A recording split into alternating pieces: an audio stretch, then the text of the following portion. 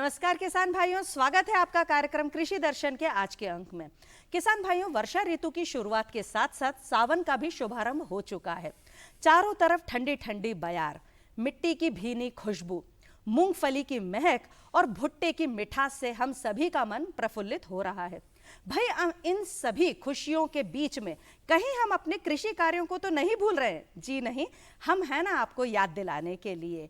तो क्यों ना जो खरीफ की मुख्य फसल है धान, उसमें समन्वित कीट प्रबंधन किस प्रकार से किया जाए, इसकी संपूर्ण जानकारी प्राप्त कर ली जाए। जी, इसकी जानकारी देने के लिए आज हमारे साथ स्टूडियो में हमारे उपस्थित हैं विशेष अतिथि, जो कि है डॉक्टर अमित कुमार शर्मा जी। ये अधिष्ठाता हैं छात्र कल्याण, साथ ही साथ सह प्राध्यापक हैं जवाहरलाल नेहरू कृषि विश्वविद्यालय जबलपुर से। नमस्कार सर, बहुत बहुत स्वागत है आपका। डॉक्टर साहब, सबसे पहले तो आप हमें ये बताइए कि जो धान है उसमें जो प्रमुख कीट हैं वो कौन कौन से परेशान करते हैं धान की फसल को? धन्यवाद पूर्वा जी। सभी किसान भाइयों को मेरा नमस्कार। जैसा आपने कहा कि धान खरीफ की एक प्रमुख फसल है और इस फसल में बीज की बुआई और रुपाई से लेकर के फसल की कटाई तक लगभग सभी अवस्थाओं में नाशी कीटों का प्रकोप देखा जाता है। तो इसमें यदि हम रुपाई की स्थिति में कहें तो जहां पौध तैयार होती है वहां पर धान का हिस्पा, और रुपाई के साथ ही गंगई कीट का प्रकोप जो है वह देखने को मिलता है। इसके पश्चात तना छेदक है। फिर और जैसे वानस्पतिक वृद्धि होती है तो अनेक प्रकार के रस चूसक कीट हैं, और साथ ही साथ फिर जब परिपक्व होने की स्थिति या बाली बनने की अवस्था आती है, हाँ, उस समय धान का फौजी कीट। तो इस प्रकार के लगभग सभी अवस्थाओं में धान की फसल में नाशी कीटों का प्रकोप देखने को मिलता है। जी डॉक्टर साहब, आपने बातों बातों में बताया कि एक रस चूसक कीट होता है, वो क्या होता है और किस प्रकार से नुकसान पहुंचाता है? देखिए, धान में रस चूसक कीट अलग अलग प्रकार के होते हैं। इसमें जो फुदके या जिन्हें हम माहू कहते हैं, तो ये 3 प्रकार के होते हैं, जिसमें सर्वाधिक प्रकोप जो है वो भूरा माहू या भूरा फुदका का देखने को मिलता है। इसके साथ साथ सफ़ेद पृष्ठ फुदका और हरा फुदका। इसके अलावा एक और रस चूसक कीट होता है जिसे कहते हैं गंधी बग या गंधी कीट। इससे एक विशेष प्रकार की खेत में जो है वो गंध इसकी ग्रंथियों से आती है और ये भी रस चूसक कीट के रूप में नुकसान पहुंचाता है। जी, तो किसान भाई इनसे कैसे निपटेंगे ये बताएं आप। जी हाँ, इसके प्रबंधन का जहाँ तक सवाल है तो हमारे किसान भाई सस्य क्रियाओं में समय पर जो है वो बुआई करें। इसके साथ साथ कतार की दूरी, अत्यधिक मात्रा में नत्रजन उर्वरकों का उपयोग न करें, और जिन क्षेत्रों में रस चूसक कीटों का प्रकोप होता है वहाँ पर विशेषकर ये सस्य क्रियाओं के साथ साथ कुछ यांत्रिक क्रियाएं भी अपना सकते हैं। जैसे कि जहाँ पर माहू का प्रकोप है वहाँ पर शुरुआती अवस्था में पौधों के ऊपर में रस्सी चलाई जाती है, जिससे कि ये माहू झड़ करके नीचे की ओर गिर जाते हैं। और इसके साथ साथ सस्य क्रियाओं में अल्टरनेट ड्राइंग और वेटिंग, मतलब जल भराव और जल निकास। यदि भूरा माहू का या सफ़ेद माहू का प्रकोप देखने को मिल रहा है तो उस समय में शुरुआती अवस्था में आप जल निकास यदि करते हैं तो ये वास्तविक रूप से उतने ज़्यादा विकसित नहीं हो पाते हैं। हाँ, तो इस प्रकार ये हमारी कुछ सस्य क्रियाएं हैं जिनके द्वारा भी हम माहू कीट जो है उसका प्रकोप कर सकते हैं। उसके अलावा जो गंधी बग है या गंध फैलाने वाला जो रस चूसक बग है या मृतकुड़ हैं, इसके लिए हाथ से उपयोग किया जाने वाला हैंड नेट जो कि जाल होता है उसका भी उपयोग किया जा सकता है। तो ये कुछ कृषिगत क्रियाएं हैं। इसके अलावा बहुत से यांत्रिक उपाय हैं और जैविक उपाय हैं जिनकी चर्चा हम विस्तार से करेंगे। जी जी बिल्कुल। एक आपने बताया कि तना छेदक जो कीट होता है, तो क्या वो तने को कहाँ से छेदता है, कैसे आता है और उसका निपटारा कैसे कर सकते हैं किसान? जी हाँ, तना छेदक कीट जो है ये एक बड़ा और प्रमुख शत्रु कीट है, और विशेषकर जो हमारे धान के जो प्रमुख एरिया हैं मध्य प्रदेश के, जैसे कि बालाघाट जिला है, मंडला है, सिवनी है, और आपके रीवा का कुछ क्षेत्र है जहाँ पर धान की फसल प्रमुख रूप से बोई जाती है। ये कीट जो है दरअसल इसकी जो इल्ली अवस्था है वो असल में हानिकारक है, और ये रुपाई जिस समय रोपे तैयार होते हैं उस समय इसकी पंखी या मादा जो है वो अंडों को पौधों की ऊपर पत्तियों के ऊपरी सिरे पर देती है, और फिर ये रोपों के साथ खेत में ट्रांसप्लांटिंग के समय, रुपाई के समय चले जाते हैं, और उन अंडों से निकल करके ये इल्लियाँ जो हैं एक विशेष प्रकार की सिल्कन थ्रेड या सिल्क जैसी धागे की आकृति से रचना से तने में प्रवेश कर जाती हैं। और जब ये तने में प्रवेश कर जाते हैं उसके बाद इनका नियंत्रण काफ़ी कठिन हो जाता है, क्योंकि रासायनिक दवाइयाँ या जो भी उपाय हैं वो उसके ऊपर में कारगर उतने अच्छे नहीं हो पाते। तो ये तने को अंदर से खोखला करते हैं, जिससे कि बाद में बालियां जो बनती हैं वो खाली रह जाती हैं। हाँ जी। सफ़ेद रंग की बालियां स्पष्ट रूप से खेत में दिखाई देती हैं और धान की आर्थिक क्षति या उत्पादन को सीधे सीधे यह तनाछेदक प्रभावित करता है। जी डॉक्टर साहब, एक सुनने को आया है कि गंगई कीट होता है, उसकी कैसे पहचान करेंगे किसान भाई, और वो कैसे नुकसान पहुंचाता है हमारी फसलों को? गंगई कीट जो है, या इसे गंगई मक्खी, या जो धान के प्रमुख क्षेत्र हैं जैसे कि बालाघाट जिला, वहाँ पर इसे गंगई पोंगा के नाम से भी जानते हैं। और धान लगातार जहाँ पर खरीफ में और उसके बाद गर्मी के मौसम में भी बोया जाता है, वहाँ उन क्षेत्रों में इसका प्रकोप देखने मिलता है। और शुरुआती जो रोपाई के समय इस कीट की जो मक्खी है वो अंडे देती है, और ये भी जो है जो कंसा बनता रहता है उसके अंदर इसकी इल्ली, या जिसको अंग्रेजी में मैगेट कहते हैं, उसमें प्रवेश कर जाता है और एक विशेष प्रकार का एक रसायन छोड़ते हैं, और उसके अंदर इनकी क्रियाविधि के कारण वो जो बनने वाला कंसा है वो अंदर से खोखला रह जाता है और वो पीले रंग का अलग ही दिखाई देता है। बल्कि दूर से अगर हम जब खेत को देखें तो ये चमकीले प्ररोस, सिल्वरी शूट या ओनियन लीफ के रूप में, या ये जो पोंगे नुमा आकृति जो होती है वो मेड़ पर खड़े होकर हमको अलग से चमकदार दिखाई पड़ती है, और ये जो कंसा होता है बाद में विकसित नहीं हो पाता। इसलिए किसान भाई समय पर बुआई करें, और जो गंगई के क्षेत्र हैं जहाँ पर बहुत अधिक प्रकोप होता है वहाँ पर इस चीज़ का विशेष ध्यान रखें कि जल भराव जो है वो अत्यधिक ना हो, और शुरुआत के जो 40 दिन हैं उस समय विशेष क्रांतिक काल होता है इस कीट को प्रबंधन करने का, और इसलिए ऐसी प्रजातियों का भी चुनाव करें जिनमें कि गंगई कीट का प्रकोप कम होता हो। जी डॉक्टर साहब, हमने तो बात की बहुत सारे कीटों की, लेकिन क्या कुछ ऐसे उपाय हो सकते हैं कि किसान भाई इन कीटों को आने ही ना दें अपने खेतों में? क्या पहले ही कुछ उपाय किए जा सकते हैं? जी हाँ, जो हमारा आज का विषय है जी। ये है समन्वित नाशी कीट प्रबंधन। हाँ जी। तो इसमें हम वो सारे कृषिगत, यांत्रिक, जैविक और अंत में रासायनिक उपाय, तो कीट को यदि आपको फसल पर आने से रोकना है तो सबसे पहले समय पर बुआई, हाँ जी। उर्वरकों की सही मात्रा, जी। जिन प्रजातियों पर किसी कीट विशेष का अधिक प्रकोप होता है ऐसी प्रजातियों का चुनाव ना करें, बल्कि जो जिनमें सहनशीलता हो ऐसी प्रजातियों का चुनाव करें। हर साल प्रजातियों को बदलने की कोशिश करें, एक ही प्रजाति को बार बार ना बोएं। खरपतवार नियंत्रण आपका अच्छी तरह से हो खेत में। इसके साथ साथ जो खेत की मेड़ हैं उनको भी पूरी तरह से साफ रखने का प्रयास करें। जैसे कि धान का टिड्डा, ये एक ऐसा कीट है जो कि खेत की मेड़ों पर ही इसकी मादा जो है वो अंडे देती है। तो ये कुछ उपाय ऐसे हैं जिनको कि हम रोकथाम के रूप में कह सकते हैं। हाँ जी। इसके अलावा यांत्रिक उपाय के रूप में आप प्रकाश प्रपंच और ऐसे उपायों का उपयोग कर सकते हैं जो प्रारंभ में ही इन कीटों के वयस्कों को आपकी फसल पर आकर के अंडे देने से रोकते हैं। जी जी जी।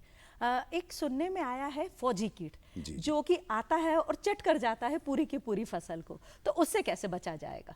देखिए, बहुत अच्छा प्रश्न है आपका। फौजी कीट जो है ये नाम से ही एक फौज के रूप में, चूंकि इसकी इल्लियां जो हैं वो आक्रमण करती हैं, और इसका प्रकोप कभी कभी इतना भयंकर होता है कि ये इल्लियां फौज के रूप में एक खेत से दूसरे खेत में जब सवेरे किसान आता है तो उसको बहुत सारी बालियां जो हैं वो कटी हुई दिखती हैं। ये दरअसल बालियों पर अधिक नुकसानदायक होता है। हालांकि ये वानस्पतिक स्थिति से इसका प्रकोप शुरू हो जाता है। दिन के समय इसकी काले गहरे भूरे रंग की जो इल्लियां हैं वो कंसों के बीच में झुरमुट में छुपी होती हैं, लेकिन रात के समय और शाम के समय कहना चाहिए कि ये निकल करके ऊपर की ओर चढ़ती हैं। पत्तियों को खाने के साथ साथ ये बड़ी जो इल्लियां हैं ये सीधे बाली जो रहती है उसको आधार भाग से काट देती हैं। तो जितना ये खाकर नुकसान नहीं करते उससे ज़्यादा ये काट करके बालियों का नुकसान करते हैं। और जब इनकी संख्या बढ़ती है तो ये पूरी एक फौज के रूप में कहना चाहिए एक खेत से दूसरे खेत में इनका आक्रमण जो है वह फैलते जाता है। और इस प्रकार फौजी कीट जो है वो बाली निकलने के पश्चात परिपक्व स्थिति में सबसे खतरनाक कीट के रूप में कभी कभी वर्षों में देखने को मिलता है। जी किसान भाइयों, हमारी चर्चा जारी रहेगी, लेकिन अभी रुकते हैं छोटे से ब्रेक के लिए।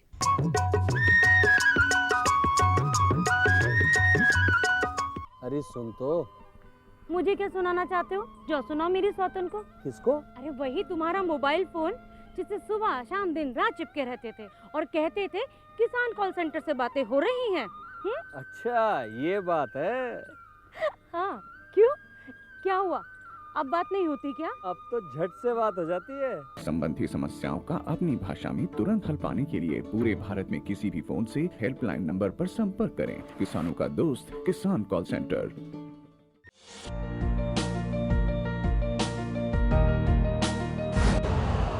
यूरिया का स्वदेशी उत्पादन 70 लाख टन बढ़ाने के लिए 6 उर्वरक संयंत्रों का उद्धार किया जा रहा है। FCIL के गोरखपुर, सिंदरी, तलचर और रामागुंडम संयंत्र, HFCL की बरौनी इकाई और BVFCL की नामरू फोर्थ। सोने पर सुहागा ये है कि देश में अब बनेगा सिर्फ नीम लेपित यूरिया, क्योंकि इससे होगा किसानों का फायदा ही फायदा। अनाज का उत्पादन 10% तक बढ़ेगा। बढ़ेगी 10 से 15% नाइट्रोजन क्षमता।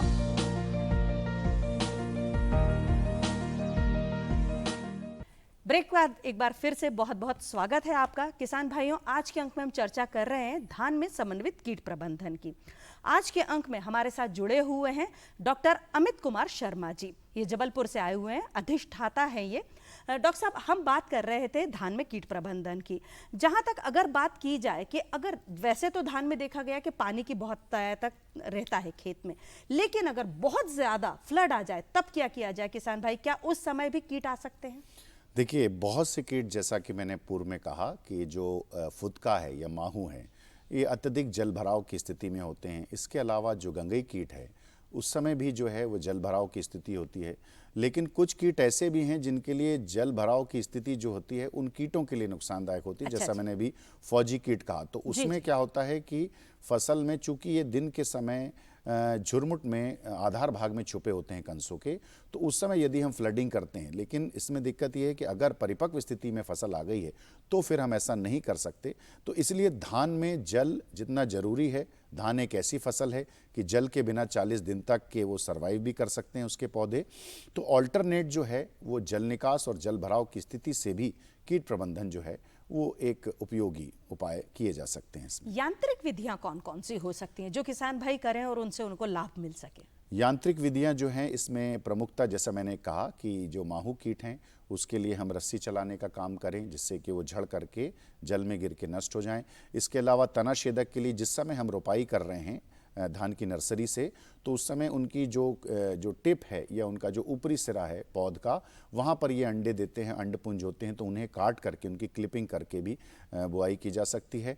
इसके अलावा यांत्रिक क्रियाओं में आपके 2 यंत्र प्रमुख रूप से उपयोग होते हैं, जिनमें एक है आपके फेरोमोन प्रपंच और दूसरा है प्रकाश प्रपंच। तो फेरोमोन प्रपंच जो है वो बहुत से ऐसे कीट हैं जिनके जो नर कीट होते हैं उनको मादा द्वारा छोड़े जाने वाले एक विशेष प्रकार के हार्मोन का उपयोग करके उन कीटों को आकर्षित करके नष्ट किया जा सकता है। और धान में जो पंखियां बहुत सी हैं, जैसे कि तना छेदक की है या आपके फौजी कीट की जो वयस्क कीट की पंखियां हैं, इसमें उपयोग किया जा सकता है। तो ये कुछ आम तौर पर उपयोग होने वाले यांत्रिक उपाय हैं। लेकिन इनमें धान की फसल पे प्रकाश प्रपंच का उपयोग जो है वो सबसे महत्वपूर्ण यांत्रिक उपाय के रूप में देखा जाता है। जी, अभी आपने बात की फेरोमोन प्रपंच और प्रकाश प्रपंच की। प्रकाश प्रपंच जो है वो किसान भाई कैसे लगाएं, कितनी कितनी दूरी पर लगाएं और कब उन्हें अलर्ट हो जाना चाहिए कि अब इतनी इल्लियां आ चुकी हैं, अब हमें तो कीटनाशी का प्रयोग करना ही पड़ेगा? ये आपका बहुत अच्छा प्रश्न है, क्योंकि प्रकाश प्रपंच जो है वो धान की फसल में आक्रमण करने वाले लगभग 80 से 90% कीट ऐसे हैं, प्रमुख हानिकारक कीट, जिनमें प्रकाश की ओर आकर्षित होने का गुण होता है। और इनकी जो वयस्क या उड़ने वाली जो अवस्था होती है वो प्रकाश की ओर आकर्षित होती है। प्रकाश प्रपंच का उपयोग जो है वो आप एक प्रकाश प्रपंच जो है वो लगभग 2 से 2.5 एकड़ के क्षेत्र के लिए पर्याप्त होता है। और अगर किसी गांव में किसान भाई सामूहिक रूप से, सामुदायिक रूप से अपने गांव के चारों ओर खेतों में इस तरह से प्रकाश प्रपंच उपयोग करें तो सामुदायिक रूप से भी फायदा होता है। तो इसमें 2 फायदे हैं। एक तो प्रकाश की ओर आकर्षित होने वाली इनकी वयस्क या पंखी अवस्थाएं प्रकाश प्रपंच में आकर, और उसके अंदर जो बॉक्स या बक्सा बना होता है उसमें एक हम धूम्रक विष डालते हैं, उसमें उसके प्रभाव में नष्ट हो जाते हैं, तो इनकी संख्या वैसे कम होती है। दूसरा, यही पंखी और यही वयस्क आगे चल कर के आपकी फसल में जो अंडे देते हैं, उन अंडों की संख्या भी फसल पर पहुंचने से रुक जाती है, चूंकि पहले ही वयस्क नष्ट हो जाते हैं। और दूसरा जो इसका सबसे बड़ा फायदा ये है कि हमारे किसान भाइयों के पास ये पूर्वानुमान का साधन हो सकता है कि प्रकाश प्रपंच में शुरुआती अवस्था में जब से हम बुआई के पहले से लगाया हमने, तो जो पंखियां या पतंगे, जैसे तना छेदक की पंखियां आ रही हैं, या आपके फौजी कीट की पंखियां आ रही हैं, या गंगई के जो मक्खी है वो आ रही है, तो इनकी संख्या अगर बढ़ रही है, इसका मतलब ये हमारे लिए एक अलार्मिंग सिचुएशन है, एक पूर्वानुमान तैयार होने का है कि अब हम बाकी उपाय जो हैं वो उसके हिसाब से अपनी फसल पर प्रारंभ कर दें, जिससे कि हम पूर्वानुमान के जरिए प्रकाश प्रपंच का उपयोग एक सटीक ढंग से कर सकते हैं। जी, जैविक कीट प्रबंधन किसान भाई किस प्रकार से करेंगे, क्योंकि ये तो हमें पता ही है कि रासायनिक कहीं ना कहीं नुकसान पहुंचाते हैं, तो जैविक कीट प्रबंधन किस प्रकार से किया जाएगा? देखिए, आज के समय में हम रसायनों के बढ़ते प्रभाव के कारण प्रदूषण और मानव स्वास्थ्य पर जो हानि है, तो जैविक कीट प्रबंधन जो है ये एक बहुत प्रमुख साधन और आदान है समन्वित नाशी कीट प्रबंधन का। जैविक कीट प्रबंधन में बहुत से उपाय हैं, जैसे कि वनस्पतियां या जो वनस्पति जन्य कीटनाशक हैं, इसके साथ साथ बहुत से जीव ऐसे हैं, सूक्ष्म जीवों का भी उपयोग हम कर सकते हैं, और साथ ही साथ हम कुछ परभक्षी और परजीवी मित्र कीट हैं। तो जहाँ तक हमारी वनस्पति हैं, तो इसमें हम किसान भाई जो आमतौर पर उनके अनुभव के आधार पर एक देशी काढ़ा, इसका बड़ा अच्छा उपयोग जो है वो देखने को मिलता है।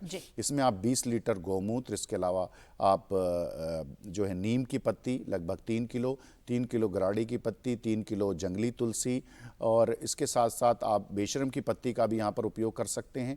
इन सब को जो है आप पुराना जो लहसुन बचा हुआ है या पुरानी जो खराब मिर्ची है, इन सब को मिक्स करके, इन सब को मिश्रित करके और एक घड़े में आप रख करके लगभग 20 दिन तक इसे पानी में भर करके सड़ाएं, और उसके बाद आप शुरुआती अवस्था से इसे उपयोग करें। तो ये कीट को जो है वो प्रतिकर्षण का कार्य करता है फसल पे, तो ये उपयोग हो सकता है।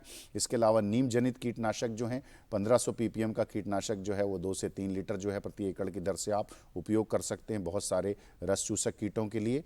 और साथ ही साथ हमारे सूक्ष्म जीवी कीट होते हैं, सूक्ष्म जीव होते हैं जो कीटों के ऊपर में आक्रमण करते हैं, जैसे कि फफूंद होती है, बिवेरिया बैसियाना फफूंद है। ये हमारे जवाहर जो जैविक कीटनाशक के रूप में विश्वविद्यालय द्वारा तैयार की गई है, और इसकी लगभग 1 लीटर मात्रा जो है वो आप उपयोग कर सकते हैं जो हमारे बहुत सारे रस चूसक कीट हैं और जो पत्ती भक्षक कीट हैं उनके लिए। इसके अलावा बैसिलस thuringiensis नाम का एक जीवाणु मिश्रण होता है। ये जीवाणु मिश्रण आप लगभग प्रति एकड़ की दर से आप 400 से 500 ग्राम जो है इसकी मात्रा का उपयोग कर सकते हैं। इसी तरह से मेटारिजियम एनिजोपली, ये एक और फफूंद है जो कि इल्लियों के ऊपर में जो है वो फैल करके उन्हें नष्ट करने का काम करती है। इसके अलावा कुछ परजीवी और परभक्षी कीट हैं, जिसमें पहले हम परजीवी की बात करें तो तनाछेदक या आपके जो फौजी कीट है, इसकी जो इल्लियां हैं इसके ऊपर में ट्राइकोग्रामा परजीवी जो है, ये अंड परजीवी होता है। इन कीटों के अंडों के ऊपर में इसके परजीवी भोजन के रूप में इन्हें नष्ट करते हैं। तो इनकी लगभग 50,000 ट्राइकोग्रामा जैपोनिकम की 50,000 अंडों की मात्रा ट्राइकोकार्ड्स के माध्यम से प्रति एकड़ की दर से आप उपयोग करें। इसके अलावा ट्राइकोग्रामा चिलोनेस जो है, इसकी 1 लाख अंडे प्रति एकड़ की दर से आप फसल में 2 से 3 बार जो है इसको छोड़ सकते हैं। इसके अलावा आपने देखा होगा कि धान की फसल में किसान भाई देखेंगे बहुत से प्रकार की जो मकड़ियाँ होती हैं, ये मकड़ियाँ भी जो हैं वो लगभग 2 से 3 मकड़ियाँ जो हैं वो प्रति कंसे की दर से ये बहुत अधिक मात्रा में जो है वो रस चूसक या छोटे कोमल कीटों का, नाशी कीटों का भक्षण करते हैं। तो इस प्रकार से ये परभक्षी और परजीवी कीट, और सबसे बड़ी बात है कि हमारी फसल में जो प्रकृति द्वारा प्रदत्त ये हमारे मित्र कीट हैं, परजीवी और परभक्षी कीट, इनके संरक्षण की आवश्यकता है। और इनका संरक्षण तभी संभव है जब हम बिना सोचे समझे अवैज्ञानिक ढंग से रसायनों का उपयोग ना करें। जी, ये तो हमने बात की रासायनिक कीट नियंत्रण की, लेकिन कुछ ऐसे रासायनिक कीट नियंत्रण जो कि सावधानी के साथ में किसान भाई अगर प्रयोग में लाएंगे तो उन्हें फायदा होगा, तो वो कौन से हो सकते हैं? जी हाँ, रासायनिक जितने भी हमारे कीटनाशक हैं इसको समन्वित नाशी कीट प्रबंधन में अंतिम विकल्प के रूप में माना जाता है। इसमें सबसे अच्छा है कि हम बीजोपचार के द्वारा, तो बीजोपचार में उपयोग होने वाले कुछ हमारे रसायन हैं, जैसे कि इमिडाक्लोप्रिड 70% है, इसकी 1 ग्राम प्रति किलो बीज की दर से, या फिर थाइमेथाक्साम 70%, इसकी भी 1 ग्राम प्रति किलो बीज की दर से रस चूसक कीटों के लिए उपयोग कर सकते हैं। इसके साथ साथ रस चूसक कीटों के लिए आप पर मेट्राजीन जो है इसकी मात्रा करीब करीब 100 ग्राम प्रति एकड़ की दर से उपयोग कर सकते हैं। तो ये कुछ ऐसी चीज़ें हैं, और सुबह और शाम के समय कोशिश करें कि इन रसायनों का और छिड़काव का आप प्रयोग करें, और सारी सावधानियों को बरतते हुए तो निश्चित ही रसायनों का अंतिम विकल्प जो है उसके जो दुष्प्रभाव हैं उनसे जरूर आप बच सकेंगे। जी डॉक्टर साहब, आप आए हमारे स्टूडियो में और हमारे किसान भाइयों को इतनी रोचक जानकारी दी, उसके लिए आपका बहुत बहुत धन्यवाद। बहुत बहुत धन्यवाद। नमस्कार। किसान भाइयों, आप कहीं मत जाइएगा, अब आप देखिए खबरें खेती की। नमस्कार दर्शकों, खबरें खेती की में आपका स्वागत है। सबसे पहले प्रमुख खबरें। एमएसपी सुझाव के लिए कमेटी का गठन, डेयरी सेक्टर के लिए टर्म लोन मिलेगा, वन ग्रामों के किसानों का भी होगा बीमा, किसान फसलों की अब गिरदावरी स्वयं कर सकेंगे, दलहनी फसलों में खरपतवार नियंत्रण के उपाय। और अब खबरें विस्तार से। एमएसपी सुझाव के लिए कमेटी का गठन। केंद्र सरकार ने न्यूनतम समर्थन मूल्य एमएसपी और किसानों की अन्य मांगों पर विचार के लिए कमेटी गठित की है। कृषि और किसान कल्याण मंत्रालय ने यह कमेटी जीरो बजट कृषि को बढ़ावा देने, फसल का पैटर्न बदलने और एमएसपी को प्रभावी पारदर्शी बनाने के लिए विचार करने के लिए गठित की है। कमेटी पूर्व केंद्रीय कृषि सचिव संजय अग्रवाल की अध्यक्षता में बनाई गई है। इसमें नीति आयोग के सदस्य रमेश चंद, कृषि अर्थशास्त्री डॉक्टर CSP शेखर व डॉक्टर सुखपाल सिंह, राष्ट्रीय पुरस्कार विजेता किसान भारत भूषण त्यागी शामिल हैं। संयुक्त किसान मोर्चा के 3 सदस्यों के नाम आने पर उन्हें भी शामिल किया जाएगा। किसान सहकारिता समूह के प्रतिनिधि के तौर पर इफ्को के चेयरमैन दिलीप संघानी और CNRI के महासचिव विनोद आनंद भी शामिल हैं। राज्यों के प्रतिनिधि के तौर पर आंध्र प्रदेश, कर्नाटक, सिक्किम और उड़ीसा के अधिकारी इसमें शामिल होंगे। जवाहरलाल नेहरू कृषि विश्वविद्यालय जबलपुर के कुलपति डॉक्टर प्रदीप कुमार विसेन भी इसके सदस्य हैं। पशुपालन एवं डेयरी विकास मंत्री प्रेम सिंह पटेल ने भोपाल में देश के पहले हेल्प प्रशिक्षण कार्यक्रम का शुभारंभ किया। ग्रामीण अर्थव्यवस्था को उन्नत बनाने के उद्देश्य से केंद्रीय ग्रामीण विकास और मत्स्य पशुपालन एवं डेयरी मंत्रालय द्वारा राज्य पशुपालन विभाग के सहयोग से आयोजित कार्यक्रम में राज्य ग्रामीण आजीविका मिशन के स्व सहायता समूहों की पशु सखी को हेल्प कार्यकर्ता के रूप में प्रशिक्षित किया गया। श्री पटेल ने कहा कि ये महिला सशक्तिकरण की दिशा में एक सुदृढ़ प्रयास है, जो देश में दुग्ध, पोल्ट्री आदि उत्पादन और जैविक खाद्य प्रबंधन में नए आयाम स्थापित करेगा। केंद्रीय मत्स्य पालन एवं पशुपालन सचिव अतुल चतुर्वेदी ने कहा कि देश के इतिहास में अब तक वर्किंग कैपिटल और टर्म लोन का 70 से 90% हिस्सा बैंकों द्वारा कृषि के लिए दिया जाता था। पशुपालन मंत्रालय के लगातार प्रयासों से अब बैंकों द्वारा वर्किंग कैपिटल और टर्म लोन में पशुधन डेयरी सेक्टर के लिए ही लक्ष्य तय किया जाएगा। किसान कल्याण तथा कृषि विकास मंत्री कमल पटेल ने कहा है कि देश में पहली बार मध्य प्रदेश में वन ग्रामों के छोटे किसानों को भी फसल बीमा योजना का लाभ राज्य सरकार दिलाने जा रही है। श्री पटेल भोपाल से प्रधानमंत्री फसल बीमा योजना के व्यापक प्रचार प्रसार के लिए तैयार किए गए रथों को हरी झंडी दिखाकर रवाना कर रहे थे। श्री पटेल ने किसानों से निर्धारित न्यूनतम बीमा राशि जमा कराकर अपनी फसलों का बीमा करवाने की अपील की है। श्री पटेल ने कहा कि प्रधानमंत्री फसल बीमा योजना के लाभों से अवगत कराने के लिए रवाना किए गए प्रचार रथों द्वारा गांव-गांव किसानों को जागरूक किया जाएगा। किसानों, विशेषकर छोटे कृषक और वन ग्राम के कृषकों को फसलों की क्षति होने पर नुकसान की भरपाई के लिए बीमा योजना से लाभान्वित करने के समग्र प्रयास किए जा रहे हैं। ये प्रचार रथ 52 जिलों की सभी पंचायतों में आगामी 1 माह तक संगोष्ठियों, पाठशाला और किसान चौपाल के माध्यम से फसल बीमा योजना की प्रक्रिया और लाभ से किसानों को अवगत कराएंगे। किसानों को अब गिरदावरी कराने के लिए पटवारियों के चक्कर नहीं लगाने पड़ेंगे, क्योंकि इस काम के लिए आर्टिफिशियल इंटेलिजेंस तकनीक का प्रयोग किया जा रहा है। इसके तहत मैप IT के माध्यम से सैटेलाइट से प्राप्त इमेज के आधार पर किसान से सत्यापन कराते हुए गिरदावरी अभिलेखों में दर्ज की जाएगी। पहले पटवारियों को गिरदावरी करना होती थी, लेकिन अब किसान स्वयं भी ये काम कर सकते हैं। हालांकि तय समय तक किसान गिरदावरी नहीं कर पाते हैं, तो पटवारी को अंतिम दिन के पूर्व खेत पर ग्राउंड ट्रथिंग करते हुए सैटेलाइट के आधार पर गिरदावरी दर्ज करना होगी। किसान बंधुओं को MP किसान ऐप प्ले स्टोर से डाउनलोड करना होगा। सैटेलाइट इमेज के आधार पर फसल दिखाई जाएगी। यदि किसान ऐप में दिखाई जाने वाली फसल से सहमत हैं तो ओके करेंगे। इसके बाद फसल सर्वर पर अपलोड हो जाएगी। किसान फसल की जानकारी किसान ऐप पर 1 से 15 अगस्त तक दर्ज कर सकते हैं। इसके बाद पटवारी 31 अगस्त तक गिरदावरी पूर्ण कर सकेंगे। 5 सितंबर तक आपत्ति दर्ज कराई जा सकेगी और सितंबर को पोर्टल पर डाटा लॉक हो जाएगा। इसके बाद किसी भी प्रकार का संशोधन नहीं होगा। दलहनी फसलों में खरपतवार नियंत्रण। अरहर व उड़द की फसल में खरपतवार नियंत्रण हेतु खरपतवारों की 2 से 3 पत्ती अवस्था या 15 से 20 दिन की फसल पर खरपतवार नियंत्रण हेतु इमिजाथाइपर 10%, SL 1 लीटर या इमिजाथाइपर 3.75 प्रोपाक्विजाफॉप 2.5%। 2 लीटर प्रति हेक्टेयर में से किसी एक खरपतवार नाशक का 500 से 600 लीटर पानी में घोल बनाकर छिड़काव करें। किसान भाइयों, ये तो था हमारा आज का कार्यक्रम कृषि दर्शन का। आज के अंक में हमने जानकारी प्राप्त की कि किस प्रकार से धान में समन्वित कीट प्रबंधन किया जाए। अगले अंक में फिर होगी मुलाकात, लेकिन उससे पहले आपको मैं बता दूं कि अगर आप हमारा आज का ये कार्यक्रम देखना भूल गए हैं या फिर दोबारा देखना चाहते हैं तो रात को 11 बजे और कल सुबह 7:30 पर पुनः प्रसारण आप देख सकते हैं। अगले अंक में फिर होगी मुलाकात कुछ अन्य कृषि संबंधित जानकारियों के साथ। तब तक के लिए मुझे आज्ञा दीजिए। नमस्कार।